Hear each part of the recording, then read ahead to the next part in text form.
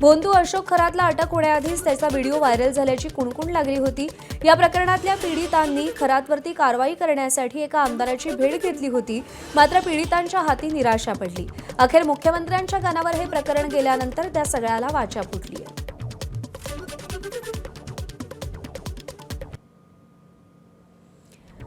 तर या व्हिडिओची कुणकुण कशी लागली? या प्रकरणातल्या पीडितांसाठी खरातवरती कारवाई करण्यासाठी एका आमदारांची भेट घेतली होती। संबंधित व्हिडिओ दाखवत संपूर्ण घटनाक्रम त्या आमदाराला सांगितलाही गेला होता। विधानसभेत मुद्दा उपस्थित करण्याची विनंती केली गेली। संबंधित आमदारांना उलट खरातलाच हे प्रकरण सांगितलं।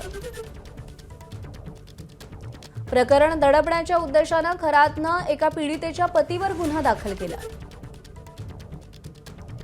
पीडितांनी हार न मानता दुसऱ्या आमदाराची भेट घेतली। संबंधित आमदारांना मुख्यमंत्र्यांच्या कानावर हे प्रकरण घातलं आणि सगळी सूत्र हलली।